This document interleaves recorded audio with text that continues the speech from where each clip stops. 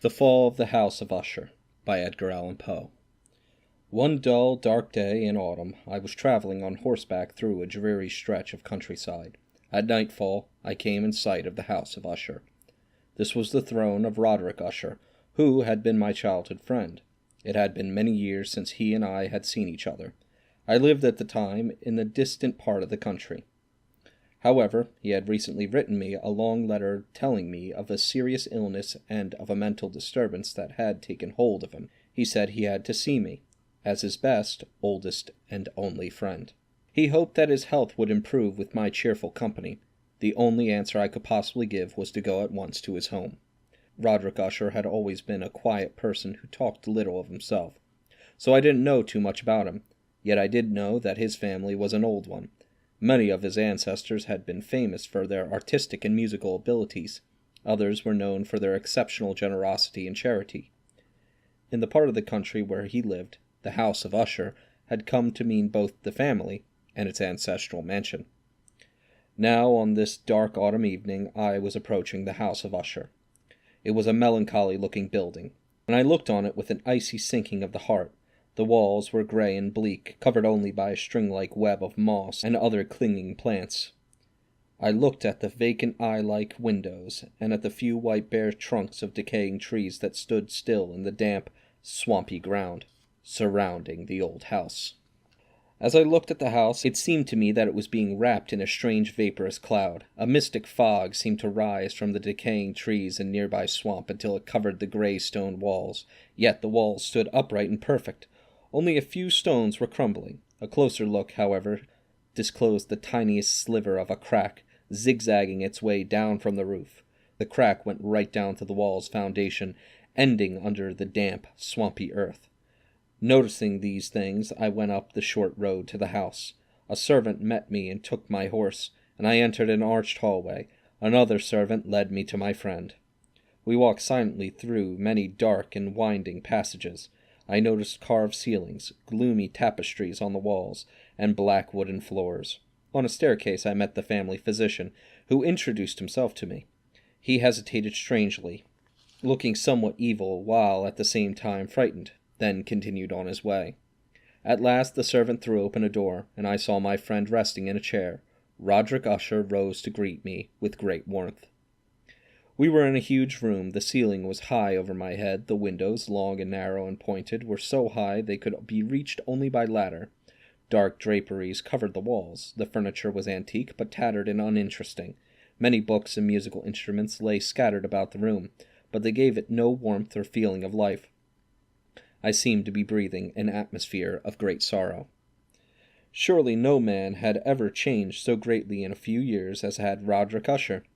He had always been thin, with a pale, narrow face and large eyes, but now his face was ghostly, his eyes too bright. His silken hair had grown and had not been trimmed, so it now floated wildly about his face, making it look even thinner. He began to talk about his illness. He said it ran in his family, a nervous ailment with many strange and contradictory symptoms, but no cure.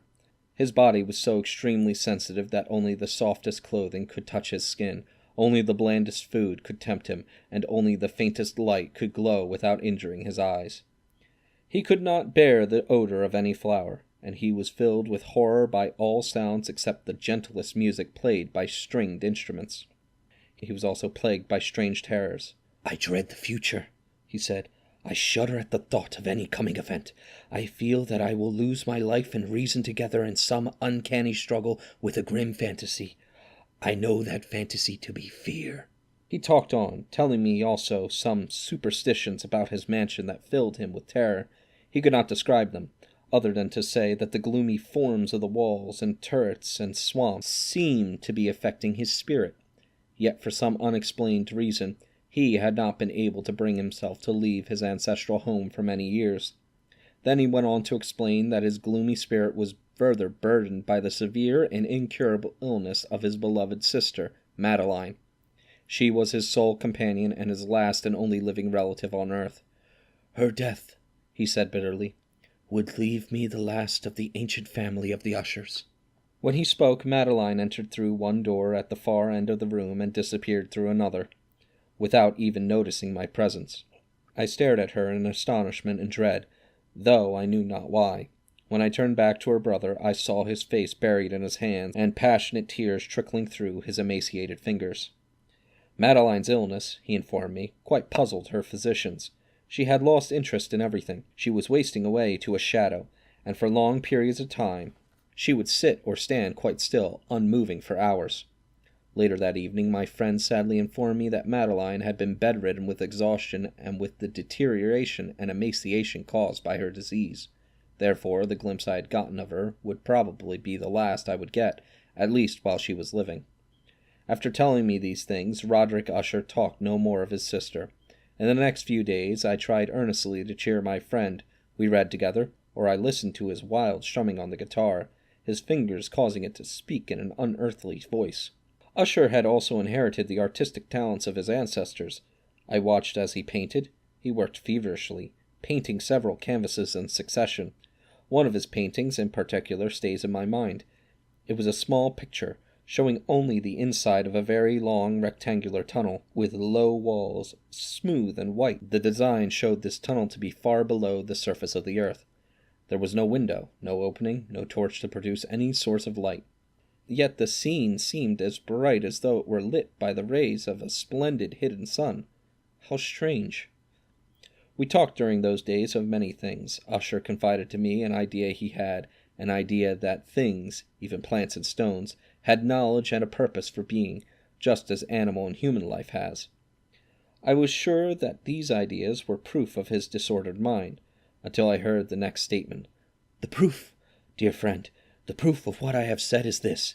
You have seen the swamp that surrounds the walls. There is a cloud, an atmosphere, rising from this swamp, swirling about the house. It enfolds the walls, pressing in upon them." I looked up with a start, for this was the very thought that had overcome me when I approached the old mansion. Roderick continued, "This atmosphere rises from the swamp to press on me. Thus it influences, shapes, and molds me and my life, just as it has molded the destinies of my family through the ages." I heard these words with a shudder, and I was glad when my friend got off this subject and turned again to his books. So the days passed. One evening my friend informed me that his sister Madeline was no more. "My dear friend, I am terribly sorry to hear this," I began, but he interrupted my condolences as though he had not heard. "I intend," he said, "to preserve her body for 2 weeks before burial. The physicians have been too curious about her strange illness, and they might wish to make further examinations. I fear they might get to her body if we put her into her grave now, but if we wait a while, they will not know when or where we will bury her." "And where do you plan to do that, my friend?" I asked.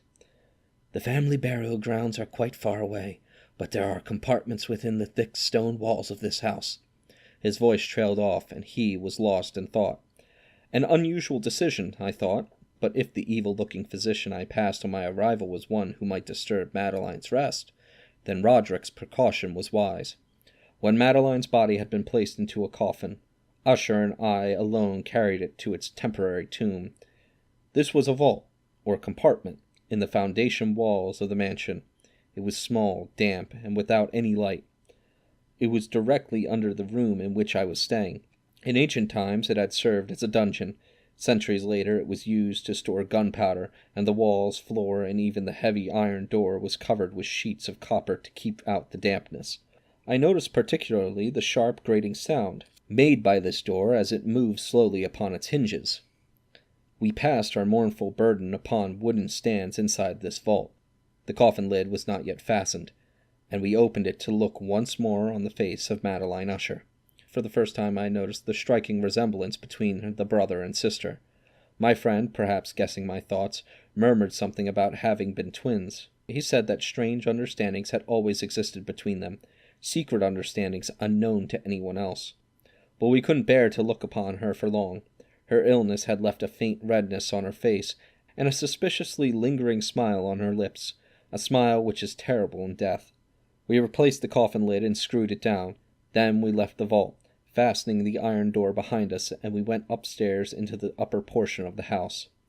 This was almost as gloomy as the vault we had just left. As the days passed, a change came over my grieving friend.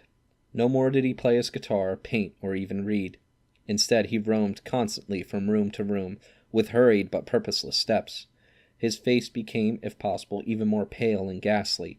His once bright eyes became dull. He spoke with a nervous tremor which seemed to come from some unknown terror. There were times, I thought, he struggled for the courage to confide to me a terrible secret. Then the movement would pass. At other times I became convinced it was his madness, for he stared into space for hours.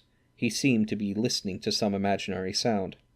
His condition terrified me, and then it infected me. I felt myself coming under the spell of the nameless terrors and the superstitions that so profoundly affected him. This feeling grew upon me gradually. It reached its full power about a week after we had placed the Lady Madeline into the dungeon. It was a stormy night. I could not sleep. I lay awake as the dark hours passed. I tried to use my reason to get rid of the nervousness that came over me. I tried to tell myself that the gloomy furniture of my room and the dark draperies, they must be the cause of the oppressive feeling that lay upon me. But the terror would not leave me. Instead, it seemed to settle on me more heavily. I tried again to rid myself of its weight. I sat up in bed and listened to the sounds of the night. Through the storm I heard strange, low, faint sounds. Then they ceased, only to begin again after a few minutes. I was overcome by a strong sense of horror. I knew I would sleep no more that night, so I rose and hastily dressed. I tried now to get rid of the dread feeling by pacing the floor. I had taken only a few turns in this manner when I heard a step in the corridor. In an instant, Usher was rapping at my door. He stared about the room silently for some minutes.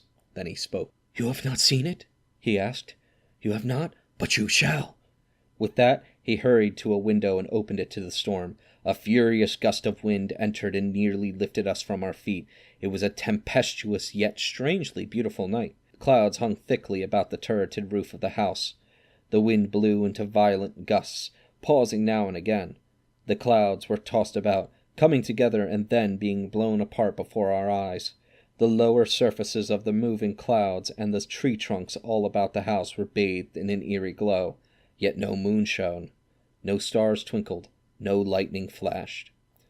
What then was this strange, unnatural light that seemed to be circling about the old mansion? "You must not, you shall not watch this," I said with a shudder to Usher. I led him firmly away from the window to a chair. "These wild visions, they are simply electrical phenomena from the storm, or perhaps they rise from the swamp. I'll close the window, the air is too chilly and damp for you." I did so, and he did not protest. "Now," I said, picking up the nearest book, "I will read to you, and so will pass this stormy night." The story was an old adventure tale. The hero of Ethelred set out to do battle with an evil hermit. I read, "Arriving at the hermit's door, Ethelred lifted his sword and struck several blows in the wooden planks, cracking and ripping them apart." As I finished that sentence, my breath suddenly caught in my throat. I paused. It seemed to me, or was it my imagination, that from some remote part of the house came an exact sound like the one I had just described, a cracking and ripping of wood. Probably the storm, I thought, and returned to the story. Inside the house there was no sign of the hermit. Instead, Ethelred saw before him a scaly dragon with a tongue of fire. The dragon was sitting guard before a palace of gold, with the floor made of silver. And Ethelred uplifted his sword and struck off the head of the dragon. As it fell, the beast gave forth a horrible and piercing shriek. At these words there came to my ears a low and distant cry.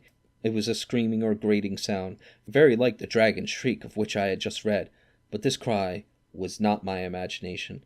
I did hear it. The nameless terror I had felt in my sleepless bed earlier in the evening came over me again, but I was concerned for the nervous state of my friend, and I tried not to excite him. Perhaps he had not heard the distant cry. Perhaps I had imagined it. But a strange change had come over him. We had been sitting facing each other, but now he turned his chair away from me and faced it toward the door. His lips were trembling, his head was dropped on his chest, and his eyes were wide open.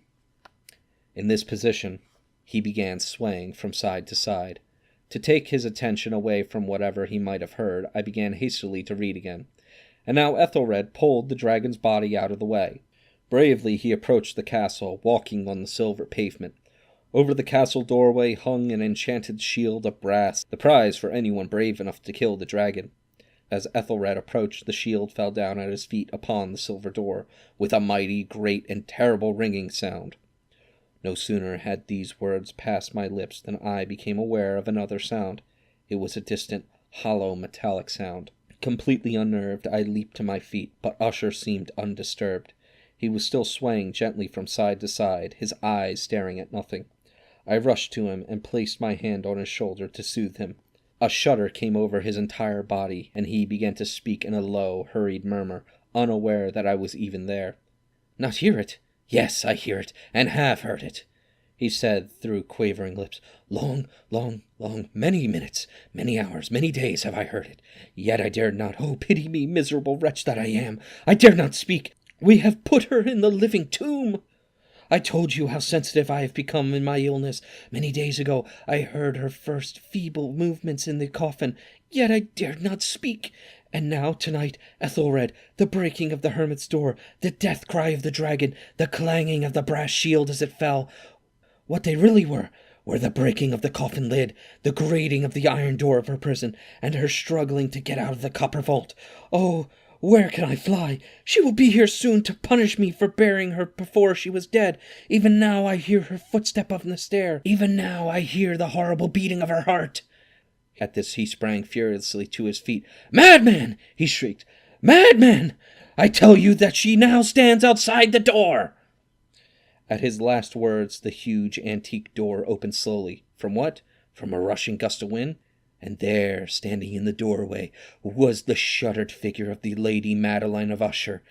There was blood upon her white robes, and the evidence of a bitter struggle was upon every inch of her body. For a moment she stood trembling in the doorway. Then, with a low moaning cry, she flew to her brother and threw herself violently upon him.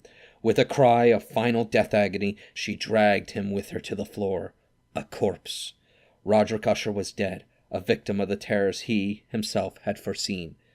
In my own terror I fled from the room and from that mansion. The storm was still raging as I found myself out on the road. Suddenly a wild light flashed across the path in front of me. I turned to see where it came from, for behind me were only the vast house and its shadows.